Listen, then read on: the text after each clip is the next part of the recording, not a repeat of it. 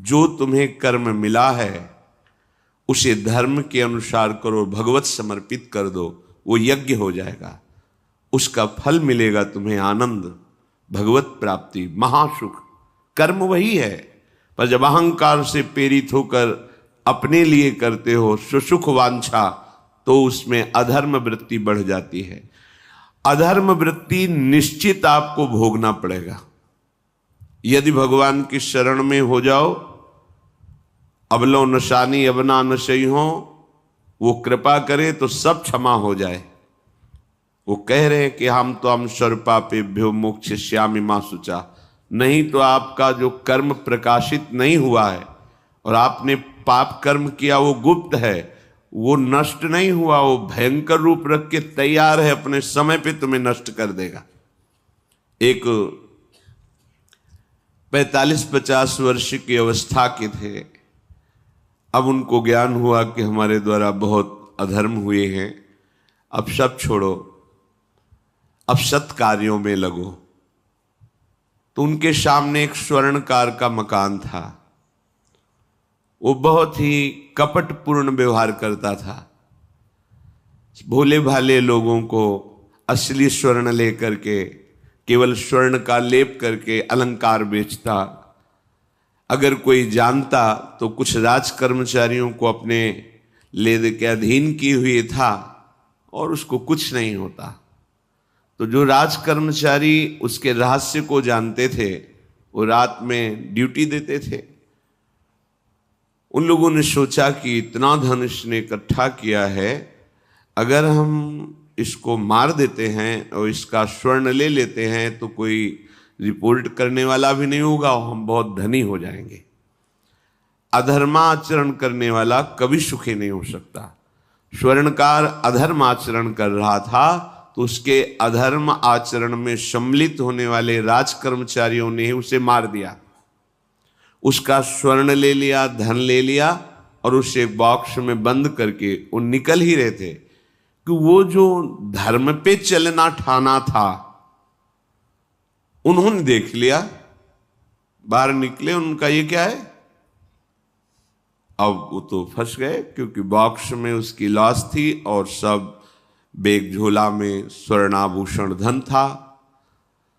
उन्होंने तुरंत उसको कहा, आवाज मत दीजिएगा, देखो हम तुम्हें हिस्सा दे देंगे, ये जो धन हमारे पास है इसको हम 3 हिस्से में बांट लेंगे और इसको हम नष्ट कर देते हैं, कोई जानेगा नहीं, हम राज कर्मचारी हैं, किसी तरह का फसाव नहीं होगा। उन्होंने कहा, ये मैं अधर्म का कार्य नहीं कर सकता, मैं तो अब हल्ला मचाऊंगा, सबको बुलाऊंगा और बताऊंगा कि तुमने इसकी हत्या की है और इसका धन अपहरण कर रहे थे। अब राज कर्मचारी, उन्होंने सोचा हमारी ड्यूटी भी जाएगी, धन भी जाएगा, सजा भी मिलेगी। दोनों ने इशारे में ही बात कर ली और हल्ला मचा के दौड़ पड़े, पकड़ो इसे, पकड़ो, जाने न पाए। उसे पकड़ लिया, लोग इकट्ठा हुए, क्या हुआ, देखो ये धन अपहरण करके जा रहा था, इसकी हत्या कर दी। तो हम लोग गश्त लगा रहे थे तो हमें शंका हुई, आए तो देखा ये पकड़ा गया, जो धर्म से चल रहा था उसको पकड़ लिया। अब तो प्रमाण, राजकर्मचारी खुद गवाही देने के लिए तैयार, उसे बंद किया गया, मुकदमा हुआ। वो बार बार जज के सामने यही कहता था, जिसकी कसम खवाओ हम कसम खा लेते हैं, हमने बिल्कुल ये कार्य नहीं किया, ये लोग ये कार्य कर रहे थे, हमने इनको रोका तो इन्होंने मुझे साझेदारी के लिए, पर मैंने वो स्वीकार नहीं किया तो फिर इन्होंने ऐसा किया। पर उसकी कौन बात माने, राज कर्मचारी गवाही। मुकदमा लंबा खिंचा, उसे जेल में रखा गया। हर बार आके वो यही प्रार्थना करता, कई वर्ष तक चलता रहता मुकदमा, जेल का उसे बड़ा कष्ट भोगना पड़ता। वो विचार करता कि मैं अगर हिस्सा ले लेता तो बच जाता, लेकिन धर्म से चल रहा था तो देखो मुझे कष्ट भोगना पड़ा। मुझे लगता है भगवान के दरबार में न्याय नहीं है, धर्म रक्षा नहीं करता, ऐसा लगता है। एक दिन आया और रो करके यही बात कही जज के सामने कि मुझे लगता है भगवान नहीं है, क्योंकि मैं बार बार सत्य को साक्षी करके कहता हूं कि मैंने ये कर्म नहीं किया और मुझे दंड दिया जा रहा है, मुझे क्लेश दिया जा रहा है धर्म से चलने के कारण।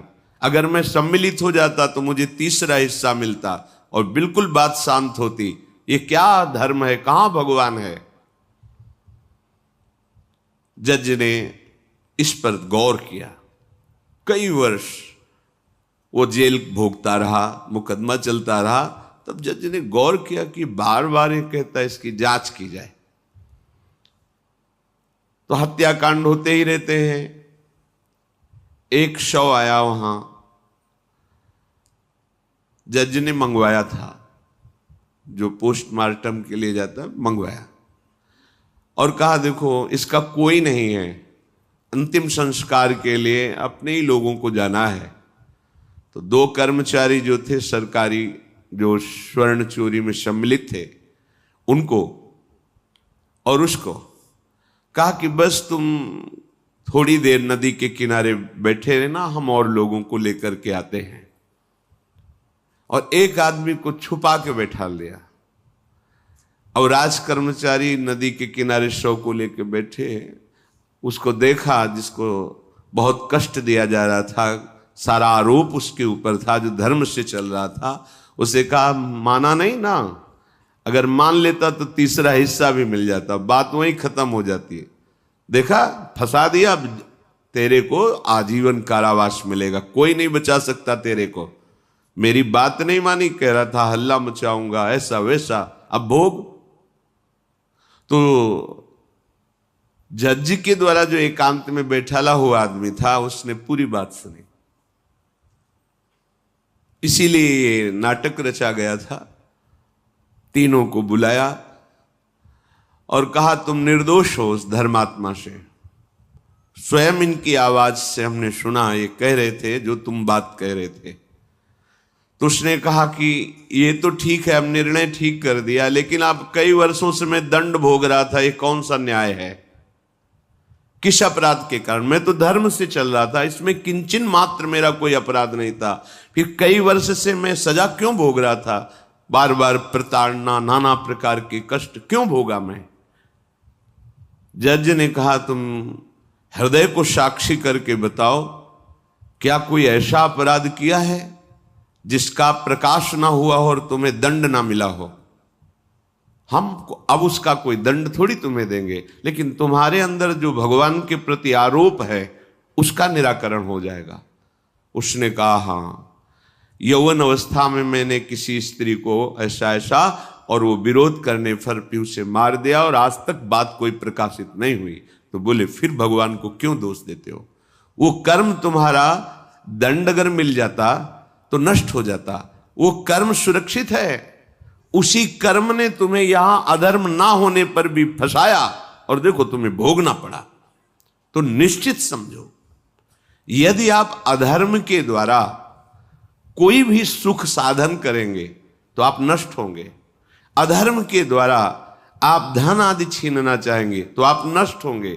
अधर्म कर दिया है और उसका प्रायश्चित नहीं हुआ तो वो कर्म सुरक्षित है। ऐसी जगह फंसाएगा जहां 100% आपने कोई अपराध नहीं किया पर आपको उसका दंड भोगना पड़ेगा। फिर आपको लगेगा कि न्याय में अन्याय हो रहा है, कोई भगवान नहीं है। देखो मैंने बिल्कुल कसम खा के कहता हूं पाप नहीं किया, पर ये पाप का जो आरोप लगा वो पूर्व पाप आकर के तुम्हें दंडित कर रहा है। अब इस कर्म विधान को ये बहिर्मुख लोग क्या जानते हैं?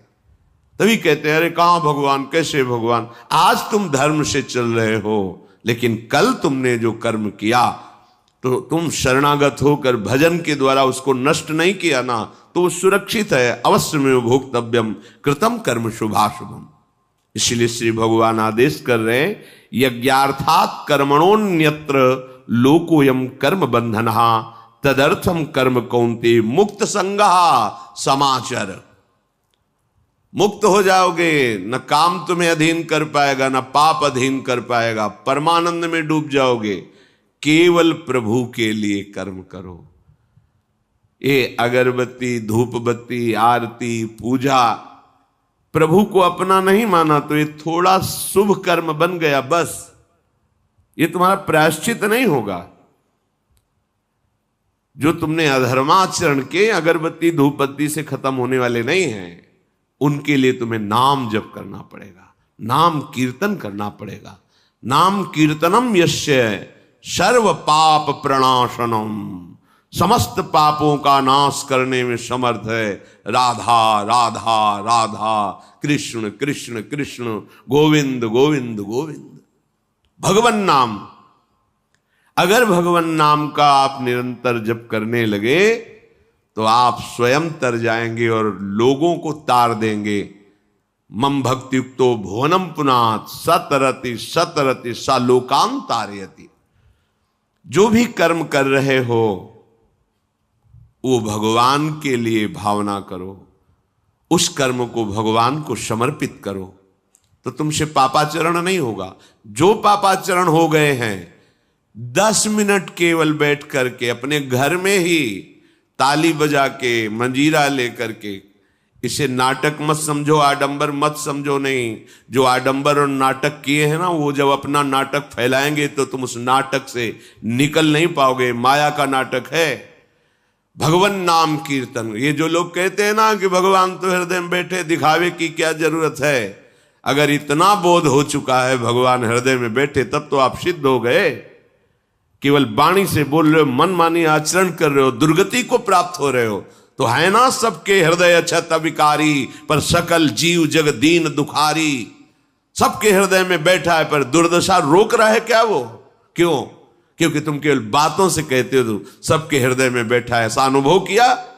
अगर ऐसा अनुभव किया तो बेविचार किसके साथ करते हो, चोरी किसकी करते हो, हिंसा की, कपट किससे, द्वेष किससे?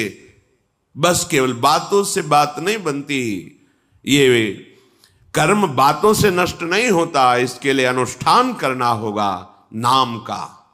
चाहे जैसी परिस्थिति हो, चाहे जो हो, जैसे भी हो, तुम्हारा मंगल होगा। अहोबत स्वपचतो गरियान यज्जिभ्यागे वर्तते नाम तुभ्यम।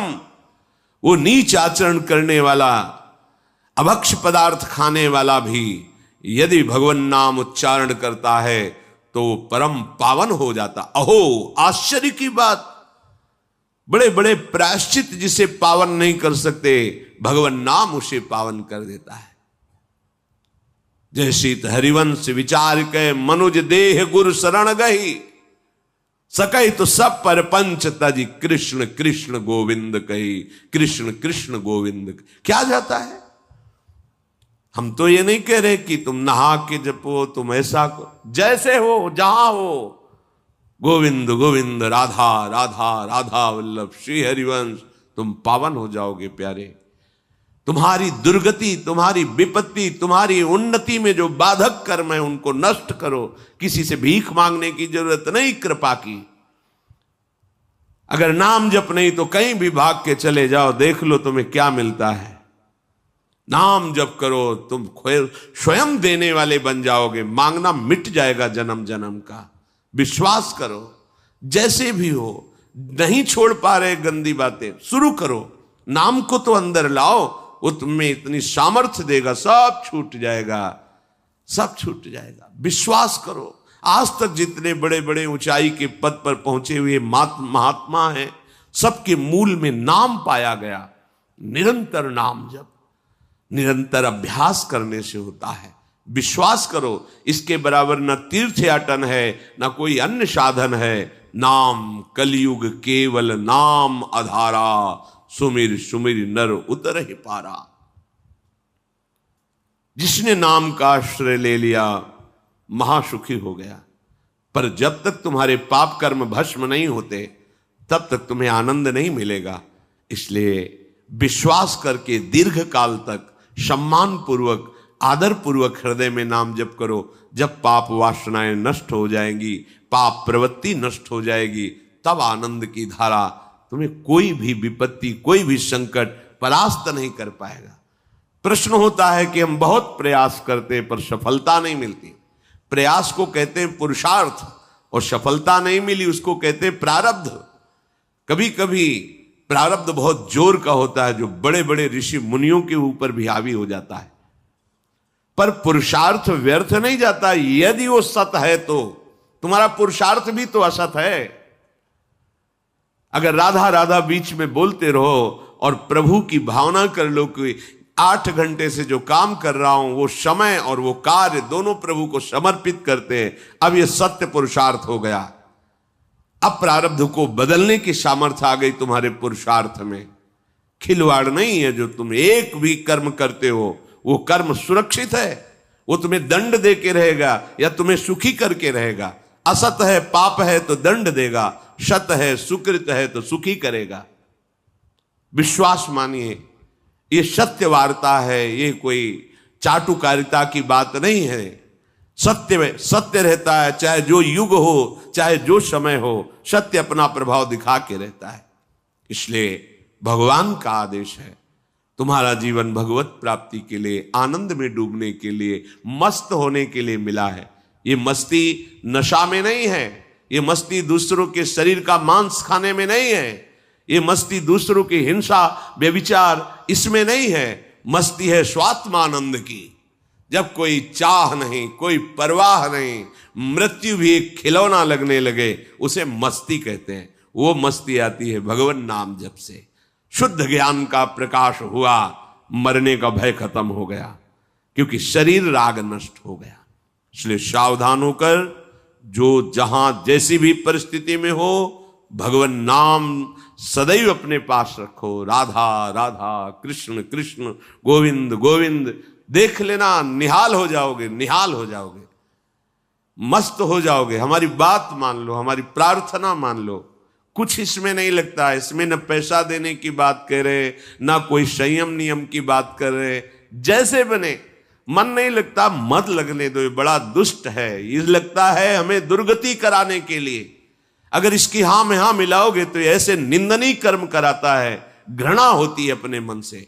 देखो ना, झांक के देखो ना मन को, कभी ये तृप्त नहीं हुआ। वही गंदी बात, वही गंदा चिंतन, वही गंदे आचरण की प्रेरणा। इस दुष्ट को मित्र मानते हो, ऐसे मन को? जो हमारा खास दुश्मन है वो मन है, वासनाओं में फंसा हुआ, वासनाओं की प्रेरणा करने वाला दुश्मन मन है। इस मन को डंडे से मारो। डंडा है हरिनाम, जितना जपोगे मन उतना ही सावधान रहेगा। कृष्ण कृष्ण गोविंद गोविंद गोविंद निरंतर रटन करो। राधा राधा राधा। क्या जाता है?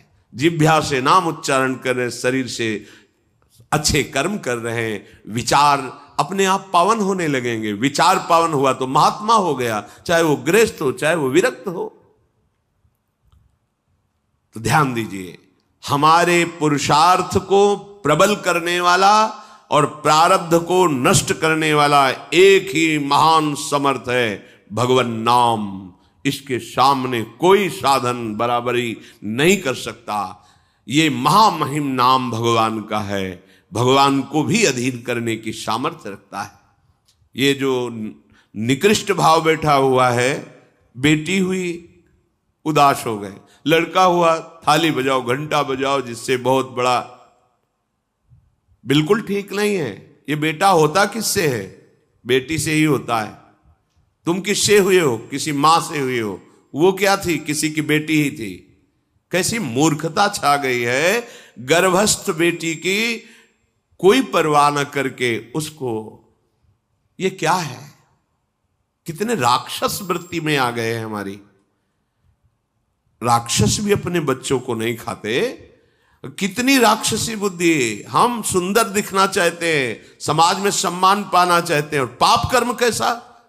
बेटी है गर्भ में, हत्या करा दो, नहीं चाहिए। बेटा कहां से पैदा होगा? वो किसी की बेटी से ही तो पैदा हो रहा है। कैसी मूढ़ता छा जाती है। वैसे भी शास्त्र में स्त्री हत्या करना बहुत बड़ा महापाप कहा गया है। फिर भ्रूण हत्या, गर्भ हत्या, गर्भस्थ शिशु की, उसमें भी कन्या, सर्वनाश। इसके बाद फिर रोते हैं, हमने कौन सा पाप किया, भगवान ने हमारा पुत्र छीन लिया। कौन सा पाप किया, भगवान ने ऐसा कर दिया। अरे अपने डायरी में तो लिखा करो कि तुमने कौन से पाप किए हैं। फिर जब परिणाम आवे तो सोचोगे तो लगेगा बहुत हल्के में निपाट रहे हैं भगवान, हमें तो बहुत कष्ट मिलना चाहिए। कैसी कैसी निर्दयता बैठ गई हो। हम मनुष्य कहलाते हैं, सदगृहस्थ कहलाते हैं, गर्व से चलते हैं। और गर्भस्थ शिशु की हत्या करते हैं।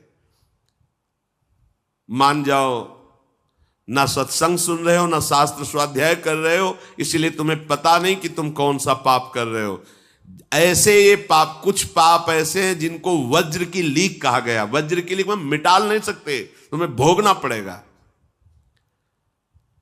जो गृहस्थ है और संतान नहीं है, उस जीवन को सार्थक करने के लिए अपने गृहस्थ जीवन का त्याग करो, तीर्थ धाम कहीं वास की व्यवस्था करो और दोनों मिलकर भजन करो, अपने शरीर को पूरा करो, तो जीवन सार्थक हो जाएगा। अगर गृहस्थ है, संतान है, पढ़ाओ लिखाओ, उसको उसी योग्य करो जैसे तुम्हारे माता पिता ने किया है, तो तुम उस ऋण से मुक्त हो जाओगे। और फिर भी भजन करो, भजन ही तुम्हें भगवान की प्राप्ति कराएगा।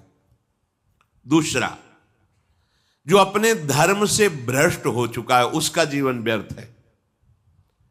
आपका एक धर्म है, सबसे पहला धर्म है मनुष्य धर्म। मनुष्य का क्या कर्तव्य है?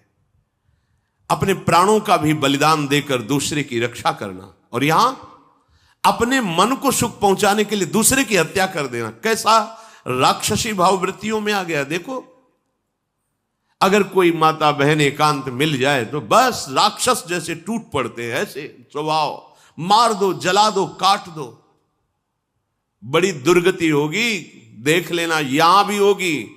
छुपा के भी कर लो, तब कर्म प्रकाशित होगा। जब तुम अपराध नहीं करोगे, अपराध नहीं करोगे, तब वो अपराध तुम्हें फंसाएगा और जीवन भर रुलाएगा। मरने के बाद नर्क मिलेगा। नर्क माने बड़ी जेल है, वो बड़ी जेल, ये छोटी जेल है।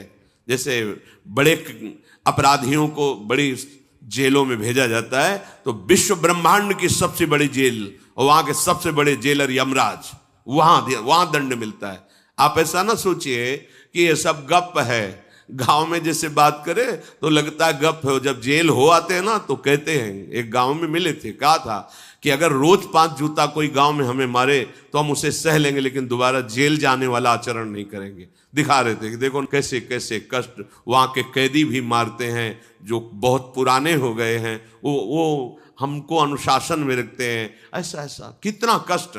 अब वो गया ना तो भोगा, अब माया के कारण स्मृति नष्ट हो गई नहीं, सैकड़ों बार अपने भी भोग के आ रहे हैं नरक। दूसरे, उसका जीवन नष्ट है जो धर्म का त्याग कर चुका है।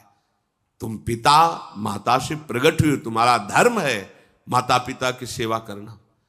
वयोवृद्ध बेचारे माता पिता उठने बैठने में असमर्थ हैं, आप पैसे कमाने के लिए अपनी बहुली निकल गए, अब वो कष्ट भोग रहे हैं। ना उनको देखना है, ना उनकी व्यवस्था करना है। मरने दो तो ठीक है, तुम्हें जब परिणाम आएगा तब तुम भी तो बनोगे ना वृद्ध, तब तुम्हें पता चलेगा। अवश्य में भोक्तव्यम कृतम कर्म शुभाशु। होश में, माता पिता सबसे पहले भगवान हैं यदि आप गृहस्थ हैं तो। अगर आप बाल्यावस्था से भगवान के मार्ग का अनुसरण कर रहे हैं तो फिर भगवान प्रणत कुटुंब पाल रघुराई, भगवान व्यवस्था कर देते हैं। वैराग्य मार्ग में लौटकर पीछे नहीं देखा जाता।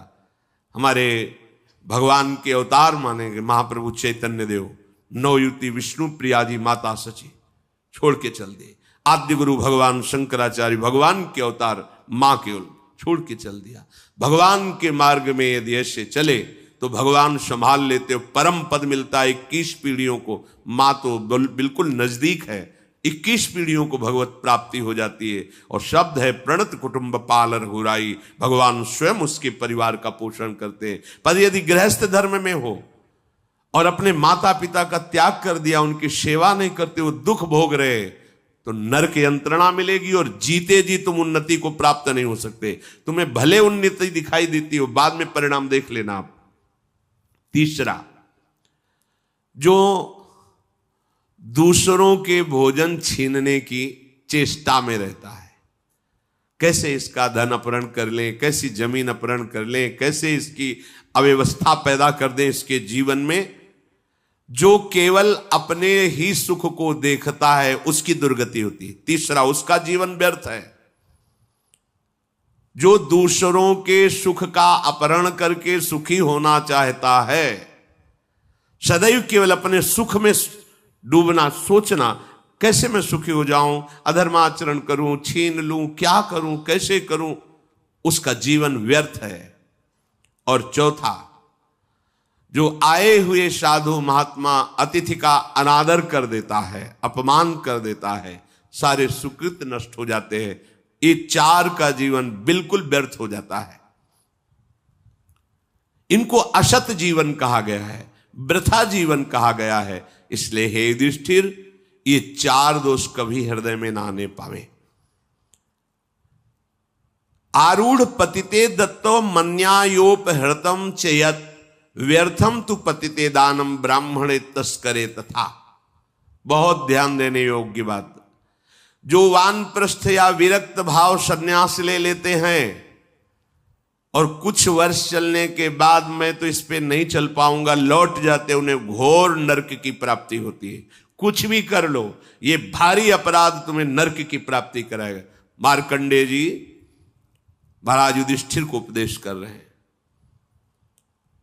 एक बार एक सन्यासी जी ने कहा था कि हमने गुरुजनों से सुना है कि यदि वचन से संकल्प ले ले कि बस अब कुछ महीने बाद हम सन्यास ले लेंगे और विरक्त होकर भगवान का भजन करेंगे, और यदि वो ऐसा नहीं करता तो उसे चंद्रायण व्रत रहना चाहिए, तब उस पाप से मुक्त होगा। चंद्रायण व्रत कहते हैं प्रतिपदा को 1 ग्रास, द्वितीया को 2 ग्रास और अमावस्या को 15 ग्रास, फिर नीचे घटाते चले जाओ 14, 13, 12, 11 ऐसे पूर्णिमा को पूर्ण 1 महीने ऐसे उपवास रहने से हम सन्यास लेंगे। इस बात के अपराध का उसको सन्यास लिया नहीं, केवल घोषणा कर दी थी। और जो सन्यास ले लिया या वानप्रस्थ, वानप्रस्थ कहते हैं पत्नी के सहित विरक्त होकर भजन करना।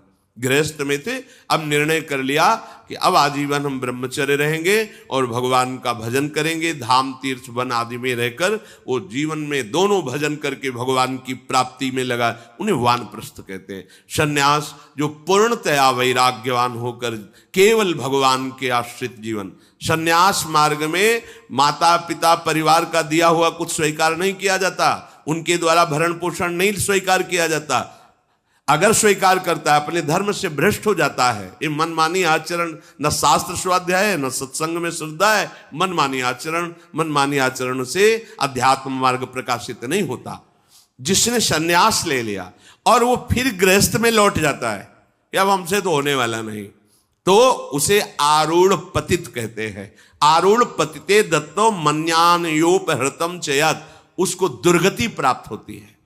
इसलिए होश में ये मार्ग ऐसा नहीं अब हमारा मन नहीं लगता, अरे अहो भाग्य है कि तुम्हारे भाग्य से विषय भोग मिटा दिया भगवान ने, तुम्हें परमार्थ का मार्ग दे दिया। जिसको छोड़ना कठिन है भगवान ने उसे काट दिया, चलो मेरे मार्ग में चलो। हम मनमानी आचरण नहीं, बिल्कुल नहीं। यहां शास्त्र आदेश करता है, ऐसे नहीं होना चाहिए कि 4 दिन हुए कपड़ा उतार दिया, कपड़े बदल लिए, 5वें दिन फिर उसी पोशाक में। तो जानते हो इससे क्या होगा? जीवन भर कुछ कर लो, दुर्गति प्राप्त होगी। तस्मात् शास्त्रम प्रमाणम ते कार्य, ये कानून है। कानून में फंस गए तो सजा निश्चित होगी। ये भागवतिक कानून, जैसे एक राजकीय कानून है, तो ये भागवतिक त्रिभुवन का कानून है। त्रिभुवन में कहीं यही कानून काम करेगा। अलग अलग देश का कानून है, लेकिन ये त्रिभुवन का कानून, विश्व का कानून है, ये भगवदीय कानून है। अगर इसमें फंस गए तो निकलना मुश्किल हो जाएगा। बहुत शास्त्र के अनुसार चलो। तो जो वानप्रस्थ या सन्यास लेकर के पुनः गृहस्थ धर्म से युक्त हो जाता है, उसकी दुर्गति निश्चित हो जाती है। आप तुम वो कर ही नहीं पाओगे। जैसे कहते हैं अब मंत्र ले लिया, अब क्या जाने की जरूरत है, मंत्र प्रकाशित ही नहीं होगा, जप ही नहीं पाओगे। लिख के देख लो, ये शब्द लिख लो, मंत्र नहीं प्रकाशित होगा, जप ही नहीं पाओगे। खिलवाड़ है परमार्थ चलना। एक एक अक्षर में अगर त्रुटि हो जाती तो छाती जलेगी। कैसे गलती कैसे होगी? एक अक्षर भी अगर शास्त्र सम्मत इष्ट प्रेरित है, हृदय शीतल रहेगा, परमार्थ प्रकाशित रहेगा। ये मार्ग है। अब कौन शास्त्र स्वाध्याय करता है? कहां में सत्य चर्चा सुनने को मिलती है? भगवत कृपा है जो सुनने को मिल रही, इसको हृदय में धारण करो। जो जीवन हमें भगवान ने दिया है ये निंदनीय जीवन नहीं है, ये रोने वाला जीवन नहीं कि हाय हमें दूल्हा नहीं मिला, दुल्हन नहीं मिली, हाँ संसार के भोग नहीं मिले, परिवार बड़ी कृपा हुई, जिस दलदल से हम नहीं निकल सकते थे, नहीं निकल पाए अनंत जन्मों से, आज हमारी लाडली ने फूल जैसा मुझे अलग कर दिया। ये गृह कारज नाना जंजाला, ते अति दुर्गम शैल विशाला, ये शर्म आवत अति कठिनाई, राम कृपा बिनु आए न जाई। भगवान ने तुम पर कृपा की, तुम्हें नाचना चाहिए कि रोना चाहिए? विषयों को देख देख कर जलते हो, भोगने की लालसा रखते हो, कैसा जीवन, व्यर्थ जीवन। बिल्कुल नहीं, सावधान, तुम्हारा जीवन भगवान के लिए, तुम्हारे भाग्य में श्री जी लिख दी गई। आह, हमें नाचना चाहिए। हमारे भाग्य को बदलकर प्रभु ने अपना चरणारविंद, अपना धाम, अपना नाम, अपनी सेवा दे दी। धिक्कार है अगर ऐसे होने पर भी ललचाए और उस मार्ग की तरफ जाए जहां से श्री जी ने निकाल लिया है। तो जो वानप्रस्थ या संन्यास धर्म स्वीकार करके पुनः गृहस्थ धर्म का आश्रय ले लेता है, उसकी नारकी गति होती, दुर्गति होती है। और जो पापाचरण करके, अन्याय से, अधर्म से छीन झपट करके धन, और सोचता है उसमें कुछ दान कर देंगे। जैसे किसी ने प्रश्न किया था ब्लैक और व्हाइट, कि अब हम तो ब्लैक और व्हाइट का मतलब काला और सफेद समझते हैं, तो काला धन का मतलब होता होगा अधर्माचरण या जो राजकीय विभाग से पास ना हो, उसे ही काला धन कहते होंगे। तो काला धन काला ही रहता है, कोई व्हाइट नहीं कर सकता उसे। जमा कर लो, एक समय आएगा कि ट्रक में लद के सब चला जाएगा, तुम भी लद के चले जाओगे। अगर वो समय ना आया तो यमराज के दूत तुम्हें ले जाएंगे, सब यही पड़ा रहेगा। होश में चलो। दान किसे कहते हैं? खूब मेहनत करो, धर्म से कमाओ, फिर उससे एक रोटी की व्यवस्था किसी की भी कर दो, उसे शतदान कहते हैं। लाखों बेईमानी से कमाए, अधर्म आचरण से दूसरों को चूस चूस के ऐसा दुख दे कर, फिर सोचा कि लाख में 10,000 दे देते हैं, व्हाइट हो जाएगा। व्हाइट नहीं हो जाएगा, ये और तुम्हारे ऊपर आक्रमण कराएगा, क्योंकि जिनको दे रहे हो उनकी भी बुद्धि तो भ्रष्ट होगी, तो तुम्हारा धर्म बनाना, हाँ, व्हाइट नहीं होगा, फाइट होगी। अब मार पिटाई शुरू करवाएगा, वो ऐसे आचरण करवाएगा, जहां जाएगा वहां खोपड़ी फोड़ेगा। उसका परिणाम जब आपके आएगा तो आपकी खोपड़ी फूटेगी। व्हाइट तो तब हो सकता है जब व्हाइट चलो। व्हाइट का तात्पर्य होता प्रकाश, श्वेत, ये लक्षण सतोगुण का। सात्विक भाव से चलो, मेहनत की कमाई से, पसीना चुहा के खूब मेहनत किया और फिर किसी को दिया, तुम्हारा परिवार उन्नतिशील रहेगा, तुम्हें लोक परलोक में सुख प्राप्त होगा। अन्याय से कमाए हुए धन का दान पतित कर देता है, पतित कर देता है। अब इसमें एक उपाय है, मुझे पता नहीं था, प्रमादवश मेरे से गलती हो गई, कभी जीवन में गलती नहीं करूंगा, अब सुधार के लिए करो, हो जाएगा। मुझे पता नहीं था, मैंने कभी सुना ही नहीं था, बस यही था कि धन प्राप्त करूं, धन प्राप्त करूं, और गलती हो गई। अब मुझे पता चला कि मैंने गलत किया है, तो अब लो नशानी, अब ना नशे करो, गौ सेवा, संत सेवा, ठाकुर सेवा, गलती आगे से नहीं करूंगा। ये एक सूत्र बहुत बढ़िया, अबलो नशानी अबना नशे, ये सबको पावन कर देता है, सब कुछ पावन कर देता है। पर ये ऐसा नहीं कि हम 100 कमा रहे हैं बेईमानी से तो 10 देते रहेंगे तो 90 व्हाइट होते रहेंगे, ऐसा कदापि कहीं नहीं लिखा। ये शास्त्र है, तस्मात् शास्त्रम प्रमाणन्ते। कई बार लोग प्रश्न करते हैं इस विषय का, ध्यान से सुन लो। अन्याय से कमाया हुआ धन अगर उसे हम दान भी करते हैं तो वो पतित ही करेगा, गिराएगा ही, किसी काम का नहीं है। आगे वर्णन कर रहे हैं कि धर्म से कमाया हुआ दान अगर ऐसे को दोगे तो वो भी व्यर्थ हो जाएगा। कैसा? मिथ्यावादी, पापाचरण करने वाला, झूठ बोलता है, पापाचरण करता है, और आप उसे दान कर रहे हैं, बाद में वो पाप करेगा तो उसका फल आपको मिलेगा। उसके पाप के बढ़ावे में आप साझेदार हुए, आपका जो दान था उसके पाप में बढ़ावा देगा, आपको उसको साझेदारी का फल भोगना पड़ेगा। कृतज्ञ, जो दूसरे के किए हुए को उपकार को नहीं मानता, अभिमानी और मदिरा पान करने वाला, अब आपसे पैसा लिया, शराब पिया, गंदे आचरण किए, आप उसके हिस्सेदारी बने। ऐसा थोड़ी दान की कोई मांग रहा है दे दो, बहुत पात्र और अपात्रता का निर्णय करके दिया जाता है। ऐसे नहीं कि मांग रहा है तो देना ही पड़ेगा, नहीं, हमें अधिकार समझ में आवे कि हमारे द्वारा दिए हुए धन का सदुपयोग हो रहा है, वहां पात्र देख करके धन आदि का दान किया जाता है। जो पतित हो चुका है, जो अधर्म व्यवसायी है, जो तमोगुण से आवृत रहते हैं और अंदर क्रोध भरा रहता है, अहंकार पूर्वक दान करते, मेरा सम्मान हो, ऐसे का दान ही नहीं स्वीकार करना चाहिए। ऐसे का दिया हुआ दान व्यर्थ हो जाता है, उसे निश्चित अन्य योनियों में जाके कष्ट भोगना पड़ता है। तामसी अहंकारी दान करने वाला परिणाम में दुख ही भोगता है। मैंने दिया, ये मैंने बनवाया, ये मैंने किया, ये तमोगुण का लक्षण अहंकार है।